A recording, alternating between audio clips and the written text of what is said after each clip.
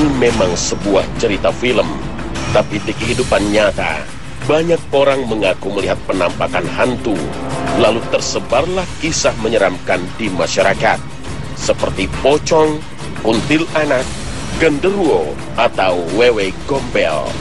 Namun, entah kenapa, sosok ragam hantu seperti ini hanya berkembang di negeri kita.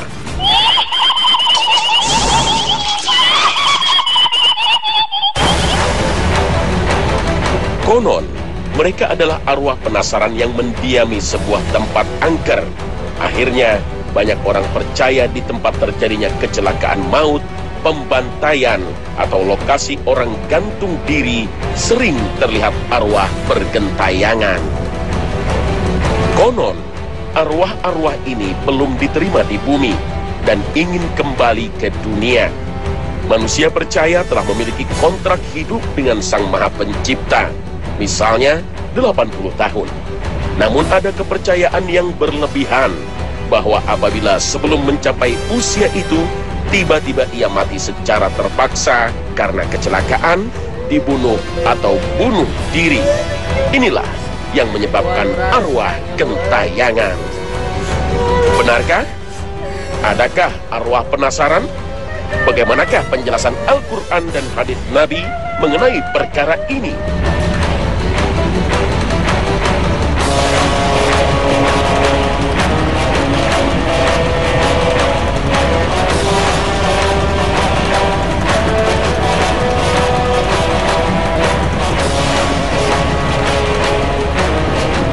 Assalamualaikum warahmatullahi wabarakatuh. Selamat pagi pemirsa Trans 7. Khazanah Ensiklopedia Islam Dunia pagi ini kembali hadir ke hadapan Anda untuk saling berwasiat dalam kebajikan dan berbagi wawasan keislaman. Semoga Allah merahmati kita semua hingga kita selalu berada dalam jalannya yang lurus dan menjadi hamba-hambanya yang soleh. Masih ada orang yang percaya Elvis Presley, raja rock and roll era tahun 70-an, sering terlihat di rumahnya di Memphis, Amerika Serikat. Elvis yang dibunuh oleh fansnya sendiri seolah-olah ingin kembali ke dunia. Di negeri kita, cerita aneh seperti ini juga menyebar.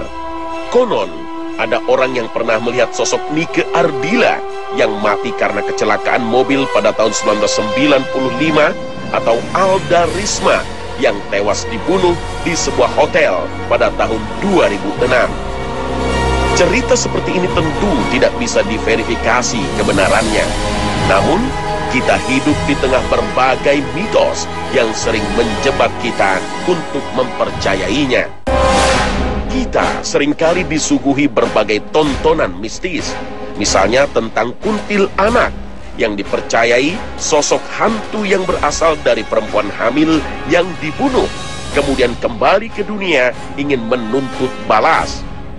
Masyarakat juga sering menyebut kuntilanak sebagai sundel bolong karena punggungnya bolong.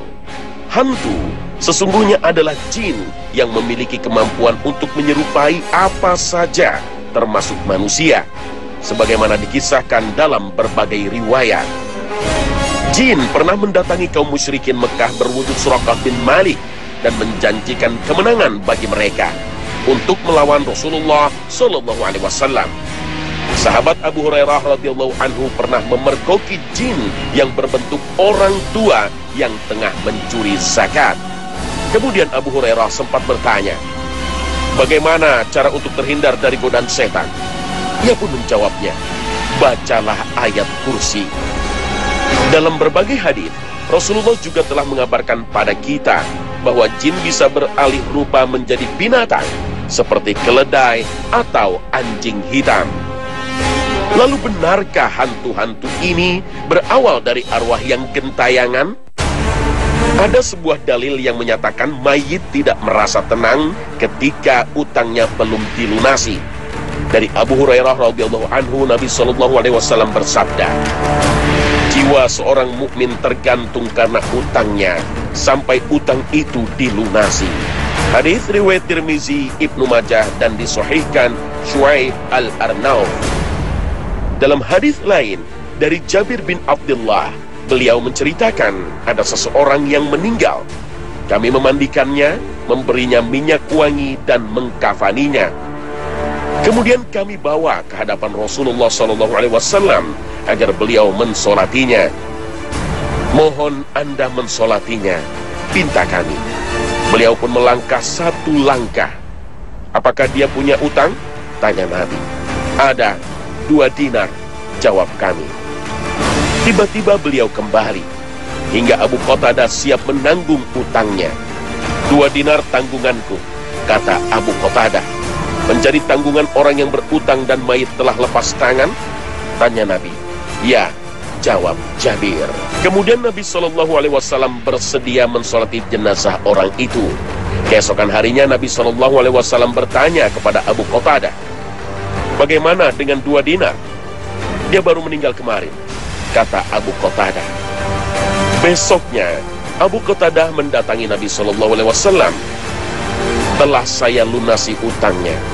Kemudian Nabi SAW bersabda, sekarang kulit mayit sudah menjadi dingin. Hadits riwayat Ahmad dan Al-Hakim. Hadits ini disahihkan Imam Az-Zahabi dan Syu'aib Al-Arnauf. Hadis ini lebih menjelaskan orang yang berutang terbebas tanggung jawabnya secara sempurna setelah utang itu dilunasi. Dan ketika Rasulullah mengabarkan bahwa sang mayit sudah dingin, tidak kepanasan lagi menunjuk kepada siksa kubur. Tidak ada keterangan sama sekali si mayit tidak diterima oleh bumi, hingga ruhnya gentayangan dan menjadi hantu yang membuat teror kepada manusia.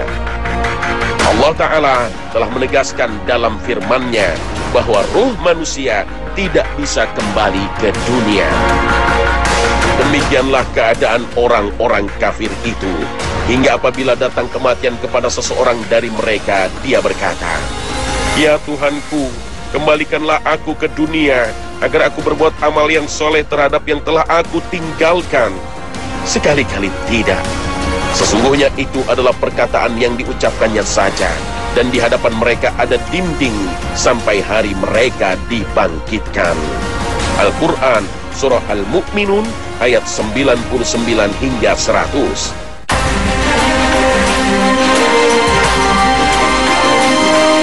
Dalam tafsir Ibnu Katsir dijelaskan bahwa ayat ini menjelaskan tentang permohonan orang-orang kafir untuk dikembalikan ke dunia.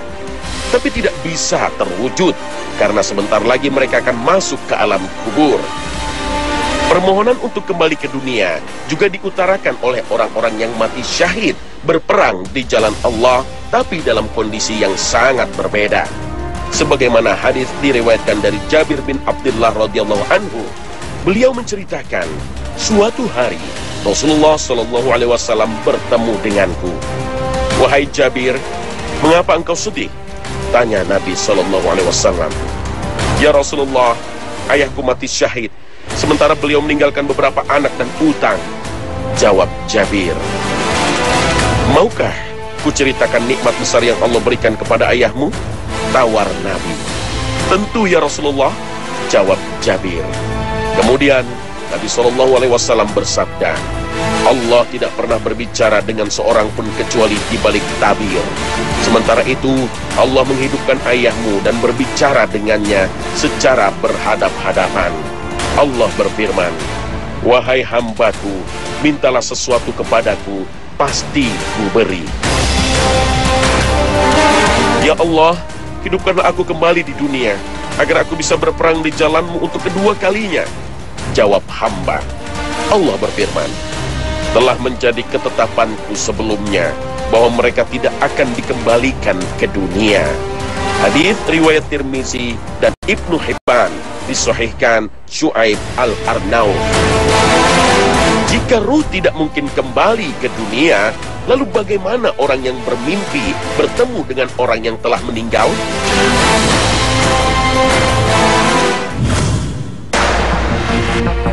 Keberadaan roh pada saat tidur merupakan fenomena gaib yang hanya Allah Ta'ala yang tahu. Namun, Allah telah mengabarkan dalam firman-Nya, Allah memegang jiwa orang ketika matinya dan memegang ruh orang yang belum mati di waktu tidurnya. maka dia tahanlah ruh orang yang telah dia tetapkan kematiannya, dan dia melepaskan ruh yang lain sampai waktu yang ditetapkan. Sesungguhnya pada yang demikian itu terdapat tanda-tanda kekuasaan Allah bagi kaum yang berfikir. Al-Quran Surah Az-Zumar ayat 42. Diriwayatkan dari Sa'id bin Jubair dari Ibnu Abbas radhiyallahu anhu, beliau menjelaskan dalam tafsirnya tentang ayat ini. Sesungguhnya ruh orang yang hidup dan ruh orang mati bertemu dalam mimpi. Mereka saling mengenal sesuai yang Allah kehendaki. Ketika masing-masing hendak kembali ke jasadnya, Allah menahan ruh orang yang sudah mati di sisinya, dan Allah melepaskan ruh orang yang masih hidup ke jasadnya. Riwayat ini banyak dikutip, misalnya dalam tafsir At-Tabari dan Al-Qurtubi.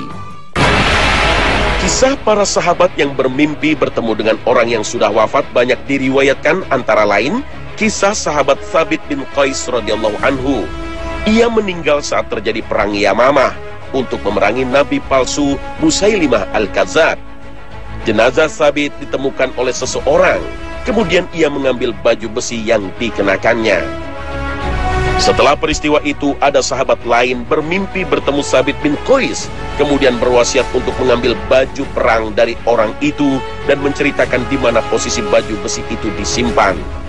Thabit bin Qais dalam mimpi orang itu juga berwasiat untuk menyampaikan kepada Khalifah Abu Bakar tentang tanggungan utang piutangnya dan budaknya yang dimerdekakan. Kisah ini antara lain ditulis dalam kitab Dalail An-Nubuwah karya Imam Baihaqi dan kitab Al-Ittihaf karya Al-Busiri. Dalam kitab Ar-Ruh, Ibnu Qayyim rahimahullah juga mengutip riwayat Abdullah bin Umar bin Abdul Aziz. Ia mengatakan, "Aku telah melihat ayahku di dalam tidur setelah kematiannya, seakan-akan dia berada di sebuah taman dan memberikan apel-apel kepadaku. Maka aku pun mengambil salah satunya. Aku bertanya, 'Amal apa yang engkau dapati paling utama?' Ayahku menjawab, 'Istighfar.'" Tidak hanya bertemu dalam mimpi, sebagian ulama berpendapat bahwa mayit bisa mengetahui kondisi keluarganya. Dia merasa senang ketika keluarganya dalam kondisi baik, dan dia juga merasa sedih ketika keluarganya dalam kondisi tidak baik. Ada juga yang berpendapat mayit bisa melihat kondisi keluarganya selama 40 hari. Banyak ulama yang menasehati untuk tidak menyibukkan dalam persoalan gaib ini karena tidak memberi banyak manfaat. Lebih baik untuk menunaikan semua tanggungan mayit seperti utangnya, nazarnya, dan wasiatnya, kemudian mendoakannya. Hanya Allah Ta'ala yang maha tahu bagaimana kondisi ruh di alam barzah. Namun Rasulullah pernah berpesan dalam hadis yang bersumber dari Abu Qatadah, "Jika salah seorang dari kalian menangani saudaranya yang meninggal dunia, maka kafanilah dia dengan kafan yang bagus. Sesungguhnya para penghuni kubur itu saling menziarahi di dalam kubur mereka." Hadits riwayat At-Tirmizi, An-Nasa'i, dan Ibnu Majah.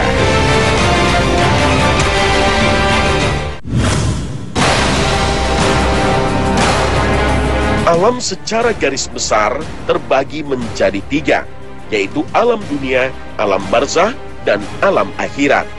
Ketiga jenis alam ini memiliki status dan aturan sendiri. Alam dunia adalah refleksi dari jasad, darul amal, tempat untuk memperbanyak amal. Namun sebaliknya alam barzah adalah refleksi dari ruh, sedangkan jasad sebagai bagiannya. Dan terakhir alam akhirat atau dar al-qarar adalah alam setelah kebangkitan manusia dari kuburnya untuk mendapatkan balasan di mana jasad dan ruh digabungkan kembali. Kematian atau maut adalah berpisahnya ruh dengan jasad. Dan ketika pemisahan ini terjadi, ruh berada di alam barzah atau alam kubur. Ibarat perjalanan waktu, manusia yang sudah pindah ke alam lain itu tidak akan kembali ke alam semula. Ruh manusia yang sudah pindah ke alam barzah juga tidak akan kembali ke alam dunia. Barzah secara bahasa berarti pembatas antara dua hal, Yang dimaksud adalah pembatas antara alam dunia dengan alam akhirat. Dengan demikian ketika seorang meninggal, berpisah jasad dari ruhnya, maka ia tidak akan kembali ke alam dunia. Sebagaimana dijelaskan dalam Al-Quran, pada hari kiamat nanti orang-orang kafir akan memohon kepada Allah agar dikembalikan lagi ke dunia untuk beramal soleh. Tetapi permintaan itu ditolak oleh Allah. Ada beberapa pendapat tentang keberadaan ruh setelah meninggal hingga hari kiamat. Dari sekian banyak pendapat yang ada, tidak satu pun yang menerangkan bahwa ada ruh yang gentayangan. Ruh orang-orang beriman berada di alam barzah yang luas, yang di dalamnya ada ketenteraman dan rezeki serta kenikmatan. Sedangkan ruh orang-orang kafir berada di barzah yang sempit, yang di dalamnya hanya ada kesusahan dan siksa.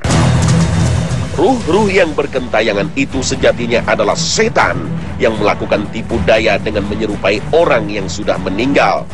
Setan yang berasal dari bangsa jin tengah memperdaya manusia untuk meyakini bahwa yang mereka lihat adalah ruh dari orang yang mereka kenal sebelumnya, hingga segala permintaannya dituruti. Kita tidak bisa berkomunikasi dengan orang yang sudah meninggal, sekalipun para nabi atau para wali. Dalam Al-Quran dijelaskan bahwa orang yang mati syahid sesungguhnya tidak mati. Allah Ta'ala berfirman, "Janganlah kamu mengira bahwa orang-orang yang gugur di jalan Allah itu mati. Bahkan mereka itu hidup di sisi Tuhannya dengan mendapat rezeki." Al-Quran Surah Ali Imran ayat 169. Dalam sebuah hadis juga diriwayatkan oleh Imam Al-Baihaqi dalam kitabnya Hayat Al-Anbiya fi Quburihim, bahwasanya Rasulullah SAW bersabda, "Para nabi itu hidup di dalam kubur, mereka senantiasa dalam keadaan sholat." Hadis riwayat Al-Baihaqi. Namun keterangan ini tidak menjelaskan bahwa mereka bisa kembali ke dunia dan berkomunikasi dengan manusia. Ayat dan hadis ini lebih menjelaskan kehidupan lain di alam barzah yang dialami para syuhada dan para nabi. Kehidupan yang hakikatnya tidak dapat diketahui kecuali oleh Allah semata. Ketika orang meninggal dunia, ruh manusia melihat bagaimana orang-orang yang masih hidup memperlakukan dirinya.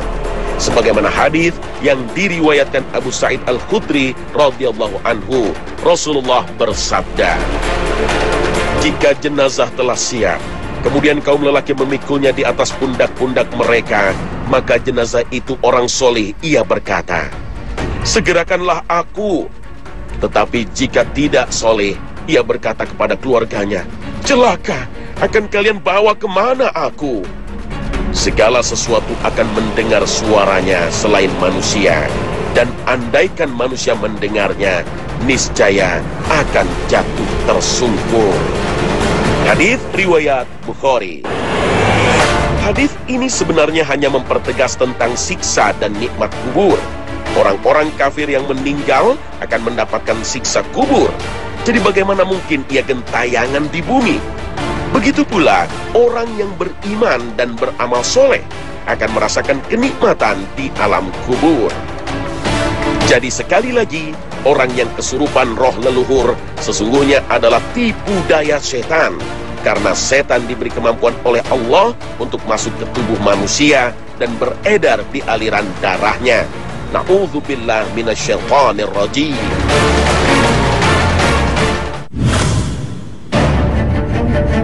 Roh adalah hal gaib yang bagi umat Islam wajib mempercayai keberadaannya. Allah Ta'ala berfirman, "Dan mereka bertanya kepadamu tentang roh. Katakanlah, roh itu termasuk urusan Tuhanmu, dan tidaklah kamu diberi pengetahuan melainkan sedikit." Al-Quran Surah Al-Isra ayat 85. Apa saja yang Allah Ta'ala dan Rasulnya ungkap tentang misteri roh ini? Dalam berbagai ayat, kata roh digandeng dengan diri Allah sebagai bentuk pemuliaan, bukan bagian dari zatnya. Dalam surat Al-Hijr ayat 29 Allah berfirman, Maka apabila aku telah menyempurnakan kejadiannya dan telah meniupkan ke dalamnya roh dariku, maka tunduklah kamu kepadanya dengan bersujud. Roh sejatinya bukanlah nyawa. Terbukti malaikat baru meniupkan roh ke dalam janin pada bulan keempat masa kandungannya. Sedangkan janin sudah hidup di rahim, tumbuh dan berkembang. Jadi roh bukan penyebab kehidupan janin. Sebelum ditiupkan kepada janin, roh lebih dulu mengadakan persaksian di hadapan Allah untuk beriman dan menjalankan perintahnya. Jiwa kadang-kadang menyuruh manusia berbuat kejahatan, sedangkan roh selalu tunduk kepada perintah Allah Azza wa Jalla. Jiwa bisa mengalami sakit, seperti orang yang menderita sakit jiwa, sedangkan roh tidak pernah merasakan sakit. Jiwa merasa bahagia ketika mendapat kenikmatan dunia, sedangkan roh merasa bahagia jika jauh dari kenikmatan dunia. Jiwa gudangnya perasaan, hasrat, dan kadar keimanan, sedangkan roh adalah rahasia kemanusiaan, rahasia kekekalan di akhirat, dan rahasia kesadaran manusia. Jiwa hanya meninggalkan tubuh ketika tubuh telah mati, sedangkan roh dapat meninggalkan tubuh ketika tidur, kemudian kembali ketika terjaga. Ia akan meninggalkan tubuh jika tubuh telah mati. Jiwa akan dihisab pada hari kiamat, sebagaimana dijelaskan dalam surat Al-Mudaththir ayat 38. Tiap-tiap jiwa bertanggung jawab atas apa yang telah diperbuatnya. Sebagian ulama memisahkan antara jiwa dan roh. Roh manusia tidak akan dihisab dan tidak akan mendapat siksa neraka, karena roh bersumber dari cahaya Allah Azza wa Jalla. Allah Ta'ala berfirman, pada hari ketika orang-orang munafik laki-laki dan perempuan berkata kepada orang-orang yang beriman, tunggulah kami supaya kami dapat mengambil sebahagian dari cahayamu. Dikatakan kepada mereka, kembalilah kamu ke belakang dan carilah sendiri cahaya untukmu. Al-Quran Surah Al-Hadid ayat 13. Orang yang bermaksiat dan tidak tunduk kepada perintah Allah telah kehilangan cahaya dari Allah. Inilah yang dicari-cari mereka pada hari akhir kelak. Ruh adalah perkara gaib dan kita hanya diberi sedikit pengetahuan oleh Allah Jalla Jalaluh. Karena itu, sikap terbaik kita serahkan hakikat kebenarannya kepada Allah. Wallahu a'lam. Dan yang terpenting, apa yang kita persiapkan selama di dunia untuk menghadapi hari akhir itu. Pemirsa Khazanah, tak ada cara lain untuk mempersiapkan bekal kita di akhirat kecuali dengan keimanan yang kokoh, hati yang bersih, dan amal soleh. Allahumma salli ala Muhammad. Wabillahi taufiq wal hidayah. Wassalamualaikum warahmatullahi wabarakatuh.